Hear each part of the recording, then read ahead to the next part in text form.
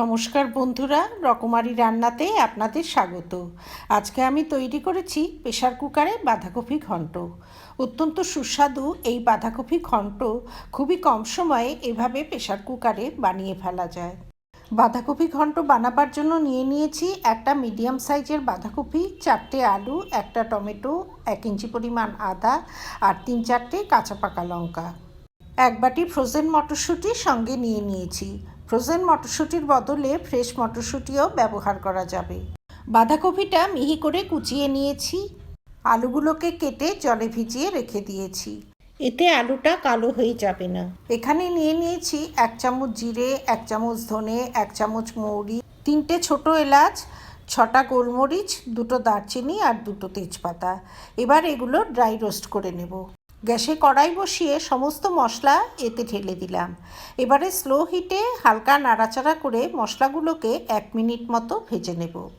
High হিটে মশলাগুলো ভাজা যাবে না, এতে মশলাগুলো খুব তাড়াতাড়ি পুড়ে যাবে। মশলাগুলো এবারে কড়াই সমেত তুলে রেখে দেব। কড়াইতে যে হালকা গরম রয়েছে তাতেই বাকিটা রোস্ট হয়ে যাবে। ভাজা মশলাটা মিক্সিতে দিয়ে এভাবে পাউডার বানিয়ে নিয়েছি। এখানে ফোড়নের জন্য নিয়েছি 1 চামচ 5 ফোড়ন। লঙ্কাগুলো বাটা মশলাতে ব্যবহার করব। গ্যাসে প্রেসার কুকার বসিয়ে দিয়ে দিলাম পর্যাপ্ত পরিমাণে সর্ষের তেল।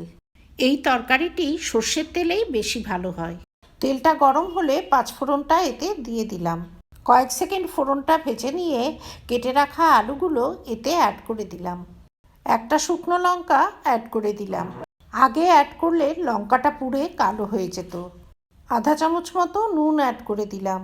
এবারে হাই ফ্লেমে আলুটা কিছুক্ষণ ভেজে নেব। আলুটা ভাজা হতে হতে মিক্সির ছোটো জারে একটা মশলা করে নেব। তার জন্য মিক্সির ছোটো জার নিয়ে দিয়ে দিলাম বেশ কয়েকটা শুকনো লঙ্কা। এতে 1 চামচ ধনে, 1 চামচ জিরে ও 1 ইঞ্চি পরিমাণ আদা ছোটো টুকরো করে কেটে দিয়েছি ও সামান্য একটু জল দিয়ে একটা পেস্ট বানিয়ে নেব। এই মশলার পেস্টটা ভেজে রাখা আলুতে অ্যাড করে দিলাম। এবারে ভাজা আলুর সাথে মশলাটা কিছুক্ষণ কষিয়ে নেব। একটা মিডিয়াম সাইজের টমেটো টুকরো করে কেটে এই সময় অ্যাড করে দিলাম। টমেটো গ্রেট করে কিংবা বেটেও ব্যবহার করা যেতে পারে। আধা চামচ মতো হিং অ্যাড করে দিলাম। আধা চামচ হলুদ গুঁড়ো ও আধা চামচ কাশ্মীরি লঙ্কা গুঁড়ো অ্যাড করে দিলাম। মশলাগুলো যাতে পুড়ে না যায় সেজন্য মিক্সি ধোয়া সামান্য জল অ্যাড করে দিলাম। এবারে গ্যাসের ফ্লেমটা স্লো করে দিয়ে ঢাকা দিয়ে মশলাটা কিছুক্ষণ কষিয়ে নেব। এইভাবে সময় নিয়ে কষাতে কষাতে মশলা থেকে জল শুকিয়ে তেলটা ভেসে উঠেছে। এই সময় অ্যাড করে দেব 1 বাটি ফ্রোজেন মটরশুঁটি। ফ্রোজেন মটরশুঁটিটাও মশলার সঙ্গে কিছুক্ষণ কষিয়ে নিতে হবে।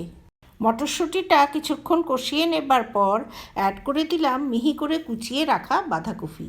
ক্রমাগত নেড়েচেড়ে বাঁধাকপিটা মশলার সঙ্গে মিশিয়ে নেব। এতে বাঁধাকপি থেকে জল বেরিয়ে কপিটা পরিমাণে একটু কমে আসবে। পুরো কপিটা প্রেসার কুকারে দিয়ে কপির পাত্রটা ধুয়ে 1 কাপ মতো জল অ্যাড করে দিলাম। আধা চামচ নুন অ্যাড করে দিলাম, এতে কপিটা খুব তাড়াতাড়ি নরম হয়ে যাবে। এরপর প্রেসার কুকারের ঢাকনা বন্ধ করে হাই ফ্লেমে একটা সিটি দিয়ে নেব। একটা সিটি পড়ার পর প্রেসার কুকারের ঢাকনা খুলে নিয়েছি। কপিটা খুব সুন্দর সুসিদ্ধ হয়েছে, সেদ্ধ হয়েছে কিন্তু একদম গলে যায়নি। এবারে মিক্সিতে ধনে জিরে মৌরির যে ভাজা মশলাটা বানিয়ে রেখেছিলাম সেটা অ্যাড করে দিলাম। ভাজা মশলার সুন্দর ফ্লেভার বাঁধাকপি ঘন্টের স্বাদ অনেকখানি বাড়িয়ে দেবে।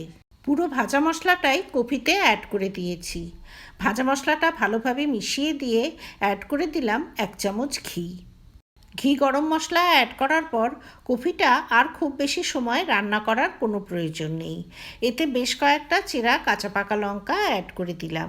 এতে তরকারিটা দেখতে বেশ সুন্দর হবে আর কাঁচা লঙ্কার একটা সুন্দর ফ্লেভার হবে। এবারে গ্যাসের নব বন্ধ করে 5 মিনিট দিয়ে নেব স্ট্যান্ডিং টাইম। তারপর এই বাঁধাকপি আমি সার্ভ করে দেব। আমার এই রেসিপি যদি ভালো লাগে তবে ভিডিওটিতে লাইক করবেন, শেয়ার করবেন। ভবিষ্যতে আরও রেসিপির জন্য আমার চ্যানেলটি সাবস্ক্রাইব করার অনুরোধ রইল।